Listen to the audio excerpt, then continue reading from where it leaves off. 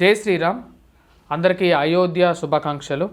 రుణ విమోచన కుండం గురించి చెప్తున్నాను అనమాట. ఇది 3వ కుండం.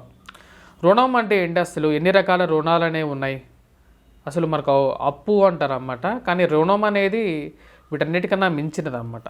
అంటే మనకు పితృ రుణం అనేది ఉంటుంది. అంటే తండ్రి మనకు జననం ఇస్తాడు కాబట్టి పితృ రుణం అనేది మనం తీర్చుకోవాలి.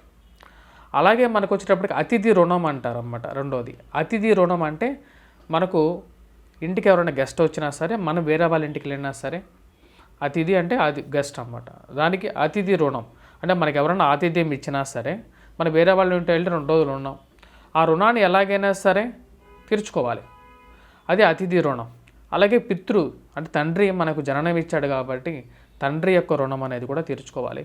అలాగే దేవతా రుణం, దేవుడు మన నిరంతరం మనల్ని కాపాడుతూ ఉంటాడన్నమాట. శ్రీరామచంద్రుడు లేకపోతే శివుడు, బ్రహ్మ, విష్ణువు, ఎవరైతే ఏ రూపమైనా సరే మనల్ని కాపాడుతూ ఉంటాడు కాబట్టి దైవ రుణం అనేది తీర్చుకోవాలి.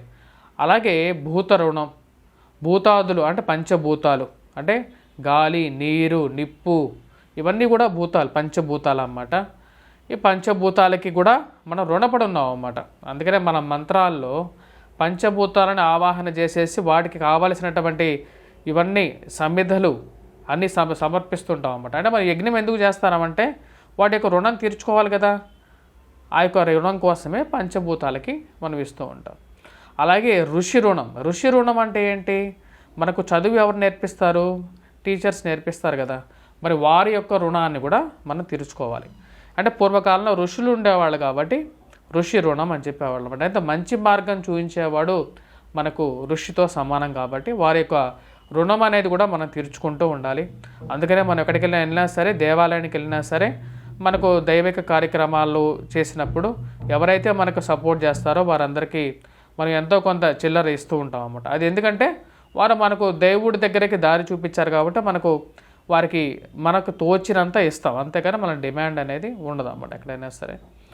ఇక్కడ నేను ఎందుకు ఎంత చెప్తున్నా అంటే రుణ విమోచన కుండం గురించి చెప్తున్నాను అన్నమాట. అయోధ్యలో ఉన్నటువంటి రుణ విమోచన కుండం అనేది గురించి చెప్తున్నాడు. ఇక్కడ ఒక సాక్షాత్ మునీశ్వరుడు అనేటువంటి లోకేశుడు అనేటువంటి మునీశ్వరుడు అన్నమాట. ఈ యొక్క రుణ విమోచన కుండం అనే దాని గురించి ఎందుకు చెప్తున్నానంటే, రుణ విమోచన కుండం అయోధ్యలో 3వ కుండం అన్నమాట. ఇది సరయూ నదికి కలిసి ఆ యొక్క నీటితో నిండినటువంటి కుండం, రుణ విమోచన కుండం. ఎవరైతే అంటే మన జీవితంలో అందరూ ఈ చెప్పినటువంటి రుణాలు ఏవైతే ఉన్నాయో ఇవి కాకుండా ఆర్థిక రుణాలు కూడా ఉంటాయన్నమాట. ఈ యొక్క రుణ విమోచన నుంచి బయటికి రావాలి అంటే ముఖ్యంగా వచ్చేటప్పటికి ఈ రుణ విమోచన కుండంలో స్నానాదులు చేయాలి. దీని గురించి లోమాసుడు అనే ఒక వృత్తాంతం అనేది ఉందన్నమాట. లోమాసుడు అనేటువంటి మహాముని తను అయోధ్య నగరానికి వచ్చి ఈ యొక్క కుండంలో నుంచి ఆయన స్నానాదులు చేశారన్నమాట. అంటే చేసినప్పుడు ఆయనకి రుణాల నుండి విముక్తి పొందాడన్నమాట.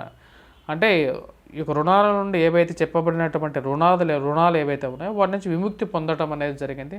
తద్వారా ఆయన ఆనంద బాష్పాలతో ఇది రుణ విమోచన కుండం అని చెప్పడం జరిగింది అన్నమాట.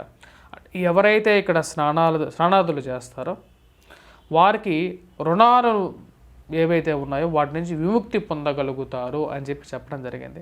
ఇది రుణ విమోచన కుండం అని చెప్పడం జరిగింది అన్నమాట.